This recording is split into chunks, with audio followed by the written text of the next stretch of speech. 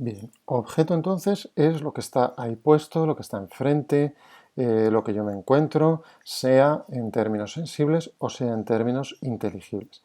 Y eso significa que, como aparece en prácticamente todas las respuestas, el objeto necesariamente se define en relación a otra cosa, a otro algo, a otra instancia, a aquello hacia lo que se dirige esa otra instancia, aparece como aquello que representa o como el contenido de esa otra instancia o lo que esa otra instancia hace, ¿eh? Aquello, eh, aquello que se arroja ante otra cosa.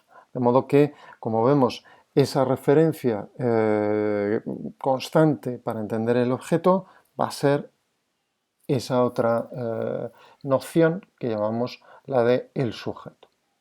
Pues bien, en términos filosóficos, porque lo que nos interesaban eran estos términos, el sentido que puede tener hablar de un sujeto en filosofía, en la filosofía o en la ciencia, lo que ustedes han encontrado prácticamente en todas las respuestas como definitorio de lo que es un sujeto es que es una entidad, un ser capaz de realizar esas dos cosas, capaz de conocer y de actuar. Eh, en relación con el sujeto filosófico, ese conocimiento filosófico-científico, teórico, ese conocimiento está estrictamente relacionado con el fenómeno de la conciencia, de ser consciente de algo. Desde el principio del curso decíamos que en el caso de los seres humanos tenemos esa capacidad de hacer lo que llamamos una reflexión, es decir, ser conscientes de que pues, un determinado conocimiento o una acción son los míos. Relacionarlos, ponerlos en contacto, considerarlos como los propios de un yo. Pues bien, esa característica que es propia del sujeto teórico, del sujeto de la filosofía o de la ciencia, no la encontraríamos, por ejemplo, para definir el sujeto en términos psicológicos. Por ejemplo, en psicología se puede considerar sujeto psicológico a un animal que no tiene, no posee esa característica de la conciencia o esa capacidad reflexiva de reconocer sus estados psicológicos como los propios de un yo. En el caso de la filosofía se le exige, y en el caso de la ciencia se exige ese carácter consciente del conocimiento. Y eso es lo que nos permite darle un sentido más estricto a la noción de sujeto desde este campo. En el caso de la acción, la capacidad subjetiva de acción se identifica con esa posibilidad de tener lo que llamamos una voluntad. Un sujeto en este sentido es alguien que no solamente es consciente de sus conocimientos o de sus acciones, sino que tiene una cierta conciencia con respecto de ellos, en el sentido de considerarlos también suyos, propios, de haberlos realizado voluntariamente, de tener esa noción de que lo que ha hecho lo ha hecho libremente. Podría no haberlo hecho, podría haberlo hecho de otra manera. Esto en algunas de sus respuestas se caracteriza de esta manera.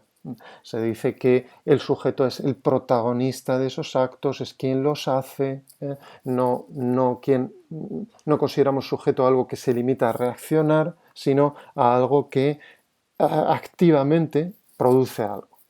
Ese algo puede ser conocimiento, yo soy el autor de mis conocimientos, digámoslo así, o por lo menos el protagonista de mis conocimientos. Mi conocimiento yo no lo confundo con el conocimiento de mi primo, de modo que soy consciente en ese sentido, reflexivamente, de todos mis saberes teóricos, y lo mismo con respecto a la acción. Yo soy consciente de que soy el agente, de que soy quien ha realizado esa acción. Y ahí aparece esa otra palabra que llamamos, con la cual nos referimos únicamente a aquello a lo que reconocemos subjetividad.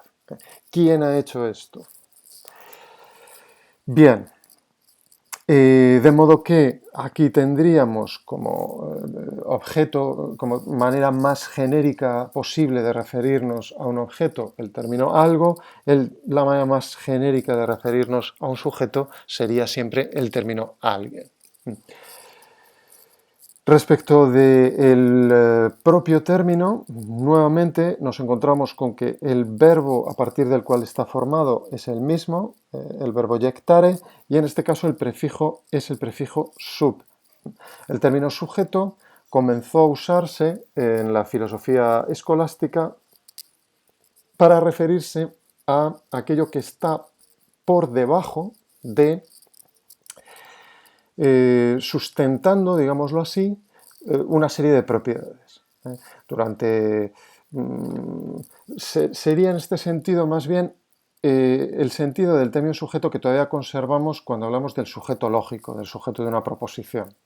El sujeto de una proposición, en términos de lógica, es aquello de lo que decimos el predicado. En ese sentido es cuando en el que se empezó a usar el término sujeto. Sin embargo, en la filosofía moderna, tanto objeto como sujeto sufren una transformación. El término sujeto, es decir, lo que está ahí debajo, lo que está ahí supuesto, no es lo que está supuesto respecto de sus propiedades, sino lo que está supuesto respecto del propio conocimiento de algo. ¿Y qué es lo que siempre está supuesto respecto del conocimiento de algo? Pues un yo, un sujeto en este otro sentido. En el sentido de una especie de agente activo que tiene esas representaciones, al que se le presentan esos contenidos de los que hablábamos cuando establecíamos esa necesaria relación entre objeto y sujeto. De modo que es en la filosofía moderna, no en la filosofía escolástica, sino en la filosofía moderna, cuando sujeto comienza a referirse a pues, lo que actualmente entendemos como sujeto, un yo con conciencia, con conocimiento, con capacidad de conocer y con voluntad. Y en ese momento es cuando también el término objeto pasa a designar no tanto a la cosa física o al ente inteligible del que se trate, sino a esa cosa en tanto representada por la mente, en tanto contenido de la mente de un sujeto.